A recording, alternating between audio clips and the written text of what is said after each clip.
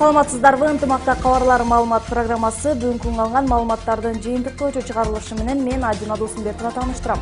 Алгач бүгүнкү күндүн негизги темалары менен таанышыңыздар. Орусияда жолдо каза тапкан 5 кыргызстандыктын сөөгү Ошко жөнөтүлдү. Республикада Ош шаары ажырашкандардын саны боюнча алдыңкы орунда турат. Үй бүлө куруу маселелерине чейин түшүндүрбөсөк, биз бүгүнкү күндө ажырашуу мындан да көбөйөт, күндөн күнгө көбөйүп атат. Ошто суу сактоочу 3-чү кампанын курулушу башталды. Жердин астынан 23 метр тереңдиктен казып чыгып, свая коюу иштери бүгүнкү күндө жүргүзүлүп атат.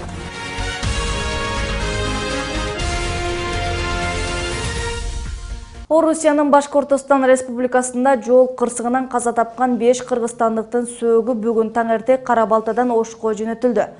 Бул тууралуу өзгөчө Кырдаалдар министрлигинен кабарлашты. 5 февралда жарым түндө Башкортостон Урал автожолунун 14-чакырымында Октябрь шаарына жакын жерде жүк ташуучу Volvo жана Газель кагышып, жол кырсыгы катталган.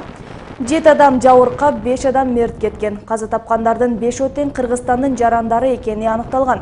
Бүгүн таңга жук сөөгү жүктөлгөн унаа Казакстан аркылуу Чүйгө келип, Кара-Балта шаарынан Ошту көздөй жөнөп кетти. Өлкөдө аскерге чакырылган уландардын 90%-нын саламаттыгында көйгөйлөр бар. Бул тууралуу премьер-министр Жомарт Оторбаев билдирди. Анын айтымында Кыргызстандын калкынын саны жыл сайын 2%-га өсүп, 165 000 ымыркай жарык дүйнөгө келет. Бирок улуттун саламаттыгында сүйүнө турган жагдай жок. Балдардын 30%-ы ар кандай ооруга чалдыккан. Окуучулардын жарымынан көбүндө омуртка сөөктөрү кыйшайып кеткен.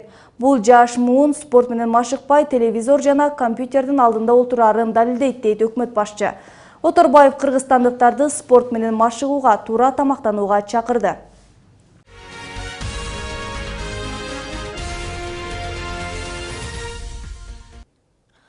Республикада Ош шаары ажырашкандардын саны боюнча алдыңкы орунда турат. 2014-жылы калаада 2000-дин тегерегиндеги түгөй баш кошсо 400дөн ашуун ажырашуу болгон. Өлкө боюнча эң көп ажырашуу Ош шаарында болушун укук коргоочулар миграция менен байланыштырышат. Анткени ажырашуу тууралуу арыз менен кайрылгандардын 60%-ы мигранттардын үй бүлөсү. Темага кененирээк кабарчыбыз Назгүл Ахунова токтолот. Ош шаарында ажырашкандарды баш кошкондор менен салыштырганда 4төн 1 бөлүгүн түзөт. Тактап айтканда, өткөн жылы калаада жалпы болуп 2200дүн тегерегиндеги түгөй баш кошсо, ажырашкан үй бүлөлөрдүн саны 400дөн ашкан. Бул никеси расмий катталгандар гана. Шунун ичинен 10-у баягы обоюдный деп коет, экөөсүнүн макулдугу менен келип ажырашкандар бар. 418 же болбосо 415 дейли, ушулар соттун чечими менен бизге кайрылышты. А соттун чечиминде эми булардын кандайдыр бир себептери, бул быйыл эле үйлөнгөндөр деп айта албайм мен мунучу, себеп дегенде мурда чечим чыккандар бар. Статистика боюнча Кыргызстанда 2014-жылдын жыйынтыгы менен ажырашуулардын өскөнү байкалган. Бирок Ош шаарында ажырашкандар 2013-жылга салыштырмалуу 10 учурга аз экени айтылат. Ошентсе да өлкөдө ажырашуу боюнча эң көп катталган аймакты түздү. Муну укук коргоочулар миграция менен байланыштырышат. Анткени юристтерге ажырашуу арызы менен кайрылгандардын 60%-ы мигранттардын үй бүлөсү. Акыркы жумада бизге 2 адам кайрылды. Экөөнүн тең миграцияга байланыштуу, экөөнүн тең ошол жубайлардын бирөөсү, айрыкча күйөөсү Россияда. Күйөөлөрү чет өлкөдө жүрүп, башка бирөөгө баш кошуп үйлөнүп алган. Ал эми аялынын закысы кыркылган эмес. Бул жерде балдарын карап калып атат дагы. Мындайча айтканда, укуктук жактан алып караганда бирөөнүн жубайы, а фактически алып караганда ал анын күйөөсү башка бирөөнү алып алган болуп атат да. Маалыматка ылайык, ажырашкан үй бүлөлөрдүн басымдуусун 20 жаштан 35 жашка чейинкилер түзүп жатат. Ажырашуу негизинен жаштар арасында болуп жаткандыктан талдоочулар алардын турмушка даяр эместиги менен байланыштырышат. Ошол себептүү кыздардын эрте турмушка чыгуусуна көңүл буруу керек дешет. Мамлекеттик деңгээлде ар бир үй бүлөгө чейин, мына жана балдардын зордук зомбулугу башталганда ар бир үй бүлөгө чейин текшерүү иштери жүрүп атат го. Ошондой болуп, ар бир үй бүлөгө чейин кийлигишип, алдын алуу иштерин жүргүзүшүбүз керек. Алдын алуу иштерин жүргүзүп, түшүндүрүү иштерин жүргүзүп, үй бүлө куруу маселелерине чейин түшүндүрбөсөк, биз бүгүнкү күндө ажырашуу мындан да көбөйөт, күндөн күнгө көбөйүп атат. Мындан да көп болушу мүмкүн келечекте. Мындан сырткары талдоочулар ажырашуулардын дагы бир себебин социалдык жетишпестик менен байланыштырышат. Ага да өкмөт жумуш орундарын түзүп көңүл буруусу керек дешет. Ал эми укук коргоочулар мамлекет никени расмий каттоону баш кошуп жаткандарга милдеттендирилүүсүн белгилешет. Эске сала кетсек, өткөн жылы Кыргызстанда 5000 тегерегиндеги үй бүлө ажырашкан. Назгүл Ахунова, Азам Бузриков, Ынтымак. Кыргызстанда мамлекеттик кызматтагылар боюнча мыйзамга өзгөртүү киргизилди. Президенттин маалымат кызматынан кабарлашкандай, мамлекет башчы Алмазбек Атамбаевдин жарлыгы менен мамлекеттик кызмат жөнүндө мыйзамга өзгөртүү киргизилди. Мыйзам долбоорду парламент декабрдын аягында кабыл алган. Жаңы мыйзамга ылайык мамлекеттик кызматтагы адамдар ишканаларда акция же башка баалуу кагаздарга ээ боло алат. Бирок кызмат мөөнөтү аяктаганча аларды башка бирөөнүн башкаруусуна өткөрүп берүүсү талап. Бүгүндөн республика боюнча илим, техника жана өндүрүш жумалыгы башталды. Ал билим берүү жана илим министрлигинин буйругунун негизинде өткөрүлүп, 15 февралга чейин уланат. Бүгүн аталган жумалыкты Ош облустук балдардын чыгармачылык борбору «Устатым менен келечегим кең» деген аталыштагы кароо сынак менен баштады. Ага аталган чыгармачылык борборунан облустагы 7 райондон жана Өзгөн шаарынан жалпы болуп 9 команда катышты. Кароо сынактын шарты боюнча катышуучулар иштөөдөн чыккан калдыктардан учурдун талабына ылайык заманбап үй же мекеменин макетин жасашты. Максаты өспүрүмдөрдүн техникалык билимин өркүндөтүү жана кызыкчылыгын арттыруу болуп саналат. Чыгармачылык борбор арасында өткөн облустук сынакты жогорку окуу жайдын окутуучуларынан түзүлгөн калыстар тобу баалап турду. Жеңүүчүлөр үйдүн өзгөчөлүгү, артыкчылыгы менен аныкталып, ардак грамота жана сыйлыктар менен сыйланышты. Эртеңки күнү биздин мына ошол илим, техника жана өндүрүш жумалыгынын планынын негизинде жогорку окуу жайлардагы мына ушул багыттагы иштеп жаткан окумуштуулар менен жолугушуулар өтүлөт. Андан кийинки күндөрү мына ошол биздин жаш муундарыбыз атайын техникалык чыгармачылык багыттагы техника балдардын көз карашында аттуу сүрөт сынактары, техника бүгүнкү күндө аттуу дил баяндарды жазуу боюнча иш-чаралар өтөт.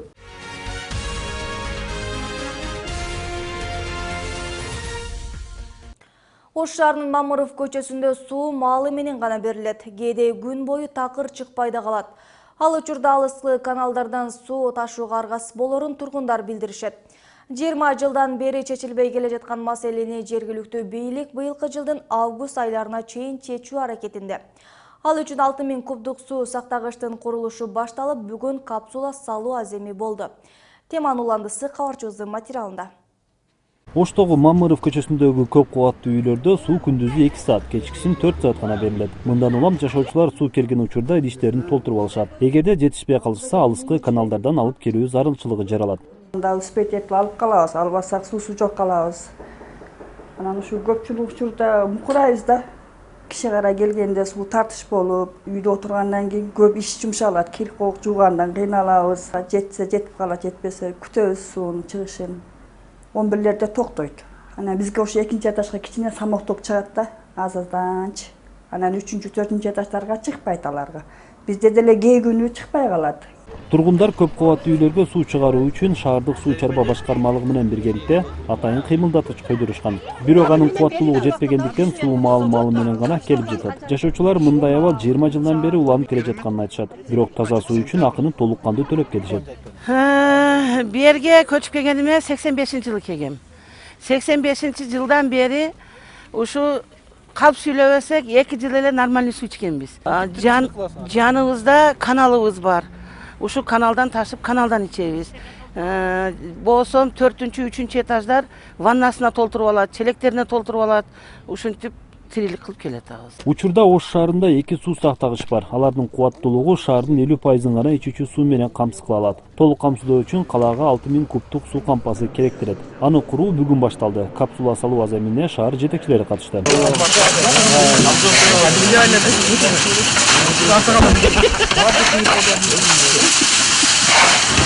Бул суу кампасынын артыкчылыгы жер кыртышынын отуруп кетүү коркунучу экинчи уровеньде болгон үчүн жердин астынан 23 метр тереңдиктен казып чыгып, свая коюу иштери бүгүнкү күндө жүргүзүлүп атат.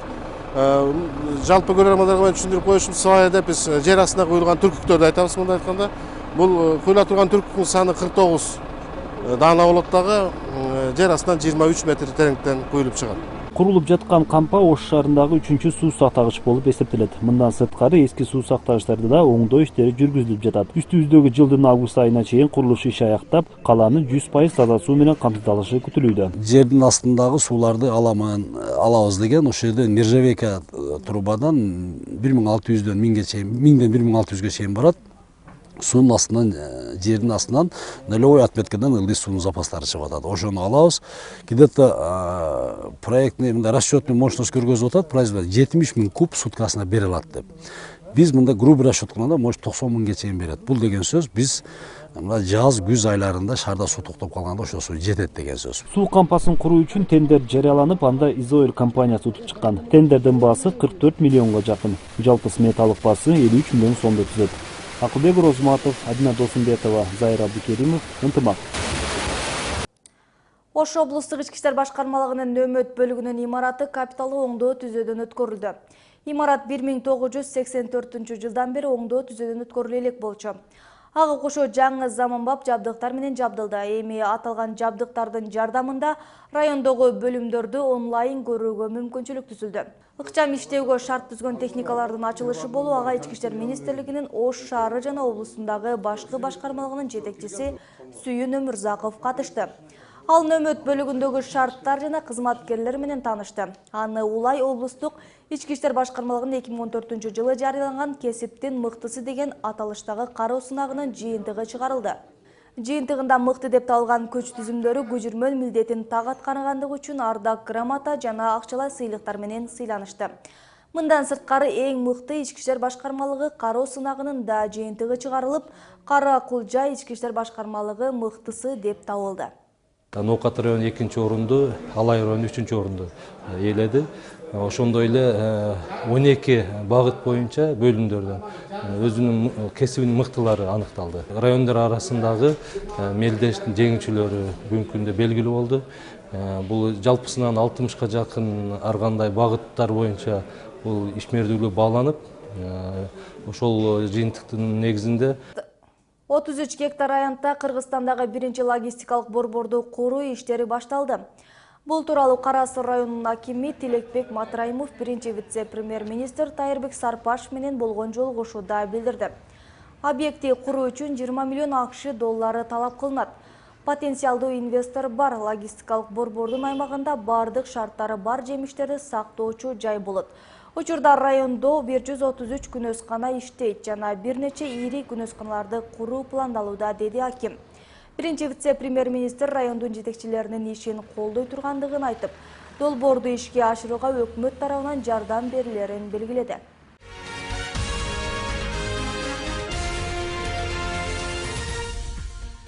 Сузак районунун калкы көбүнесе дыйканчылык менен күн өткөрүшөт. Маселен, Ырыс айыл аймагынын эли бир эле жылда 2 түшүм алууга жетишет. Учурда мындагы айылдын жерлери айдоодон өтүп, жакынкы күндөрү дыйкандар эгин эгип башташат. Дыйкандардын аракеттери тууралуу аймактык кабарчыбыз Талгат Бакиевдин материалы. Жеткизе алганыбызда мындай. Дыйкандар азыр жаздын келишин эле күтүп турушат. Айдоо жерлерин күздө эле айдап коюшкан. Мол түшүм алууну көздөгөн дыйкандар экологиялык делген жер семиткичтерди төгүшкөн. Көпчүлүгү картошка тигип, аны жыйнап алган соң жай ортологунда экинчи түшүмүн себишет, дейт дыйкан Улукбек Энназаров. Жакшыраак түшүм алыш үчүн күздө жерлерди айдатып агет алдырып коебуз. Анан уруктарды ham качественный Россиядан алып келтиребиз. Анан кийин мына көрүп атасыңар, göңдү 2,5 гектар картошка экем 52 000 сомдук göң төктүм азыр. Түшүмдү жакшы алайын деп. Арал айылы айыл аймагы боюнча төмөнкү айылдардан сугат суусунундагы жетиши татаал. Андыктан дыйкандар эртелеп аракеттерин көрүүгө камданышат, дейт. Основной дыйканчылыгыбыз сугат суубуз таңкыс болгондуктан сабаптуу эртерээк аракет кылабыз. Жаз айында кичине кыйынчылык болуп калат. Буюрса айыл өкмөтүнүн тарапынан бир скважина казып беребиз деп атат. Şu бүтүп калса элге жардам болот. Айылдыктардын дээрлик 80% дыйканчылык менен үй бүлөсүн багышат. Эми алардын сугат суусунун маселеси жаралбас үчүн жаз келери менен бул көйгөйдагы чечилери күтүлүүдө. Айыл арасындагы арыктарды тазалоону да айылдыктар өздөрү колго алышкан. Азыр арыктарды тазалоодон өтүп бүттү. Атап айтсак, бизде Аралсай деген айылыбыз бар. Бул жерде бир жылда 2ден түшүм алышат. Мына аябай дыйкан калк. Булар баягы сугат суунун эң акырында жайгашкан. Былтыр 5 километр жерди тазалатып, боюндагы теректерди алдыртып, ошол жака суу жеткирип берүүгө аракет кылып, былтыр бир топ жакшы түшүм алышты. Жалпылап алганда Сузактын көпчүлүк аймактарындагы жашоочулар айыл чарбасы менен үй бүлөлүк каражатын камдашат. Жазгы эгин башталганча арзаныраак жер семирткичтер келсе жакшы болот эле дешет дыйкандар.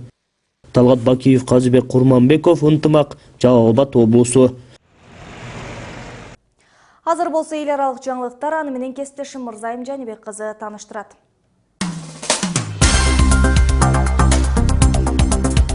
Женевада дүйнөлүк жылуулануу процессин көзөмөлдөө боюнча жумушчу топ 6 күндүк ишин баштады. Мында маалым болгондой 2014-жылы жердеги орточо жылдык температура эң жылуу катары тарыхта катталды. Экологдор климаттын бул өзгөрүшү боюнча тынчсыздануусун саясатчыларга жеткирүүгө аракеттенип жатат. Анткени глобалдык жылууланууга чара көрүлбөсө, ушул кылымдын аягына барып, жер планетасындагы температура 4-5 градуска жогорулайт. Анын кесепети оор болорун адистер эскертет.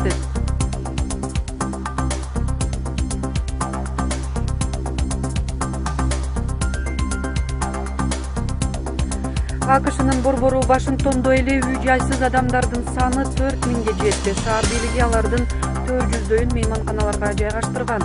Баалардын өсүшү жана кирешенин аздыгынан жүздөгөн үй бүлөлөр кайрымдуулук уюмдарына кайрыла баштады. АКШда турак жайлар көп курулганы менен аны сатып алууга көпчүлүктүн чамасы жетпейт. Мындан улам Америка бийлиги бул жаатка $345 миллион сарптамай болду. Донбасста каза болгондордун саны 50 миңден ашты. Бул тууралуу Германиянын чалгын кызматы жарыялады. Андагы маалыматтар боюнча 2014-жылы апрель айында Украинанын чыгышындагы согуш башталгандан бери түрдүү жолдор менен өлгөндөрдүн саны 50 миңден ашкан. Бул расмий көрсөткүчтөрдө берилген маалыматтан дээрлик 10 эсе көп. Германиянын чалгын кызматы Бириккен Улуттар уюму менен Украин бийликтери берген маалыматтарга ишенич жок деп жазат. Эске салсак, Бириккен Улуттар уюму Украинадагы чатактан 5,5 миңге чакын адам каза болгонун кабарлаган.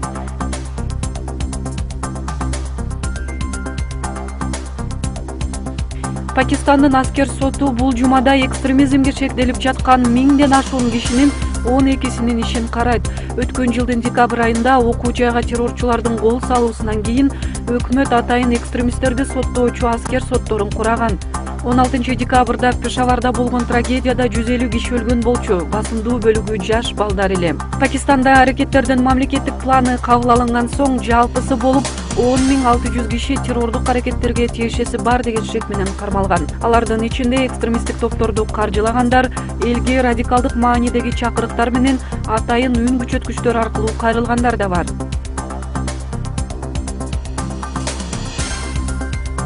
Египетте полиция менен футбол күйөрмандары кагылышып 14 адам каза болду. Кагылышуу Борбор Каирдеги стадиондо орун алды. Каза тапкандардын көбү жүздөгөн футбол ишкыбоздору стадионго күч менен кирүүгө аракеттенгенде тебелендиде калгандар. Ички иштер министрлиги Замелек жана ЕНП футбол клубтарынын мелдешине катыша алгандардын санын 10 миң деп чектегендиктен билеттер тез эле сатылып кеткен. Полиция стадионго агылгандардын жолун тороо үчүн көздөн жаш агызуучу газ колдонгон. Бул 2012 жылдан бери спорттук иш-чара учурундагы эң кандуу окуя болуп калды. 2012 жылдын февралында Порт Саид шаарында Каирдин 2 командасынын мелдешинен кийинки кагылышта 74 кишинин өмүрү кыйылып, жүздөгөнү жараат алган эле.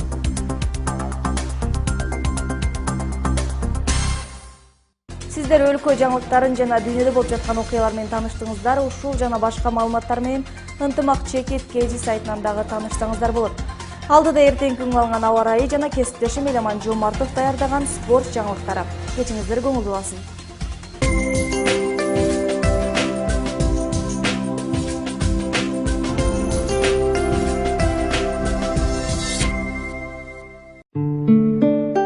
Кыргыз Республикасы боюнча күтүлгөн аба ырайынын болжолу 10 февралда жаан-чачын күтүлбөйт. Тоолуу аймактардын жолдору тоңголок тайгак болот.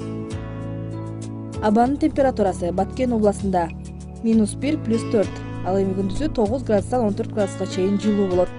Ош областында -2, +3, ал эми күндүзү 9 градустан 14 градуска чейин жылуу болот. Жалал Абад облусу -2, +3, ал эми күндүзү 9 градустан 14 градуска чейин жылуу. Нарын областында -17, -22, ал эми күндүзү -3, -8.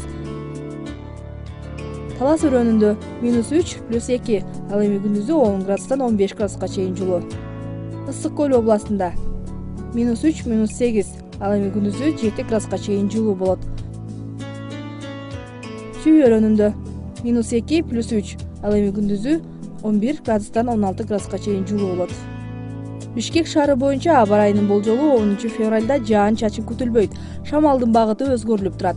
Ылдамдыгы 1,6 метр/секунд. Абанын түнкү төмөнкү температурасы 1 градустан 3 градуска чейин жылуу. Күндүзгү жогорку температурасы 14 градустан 16 градуска чейин жылуу болот. Ош шаары боюнча аба ырайынын болжолу Ош шаарында жаан-чачын күтүлбөйт. Абанын түнкү төмөнкү температурасы 1 градус сууктан 1 градус жылуулукка чейин. Күндүзгү жогорку температурасы 11 градустан 13 градуска чейин жылуу болот. Абанын температурасы түнкүсү -1, +1 градус, ал эми күндүзү 11 градустан 13 градуска чейин жылуу болот.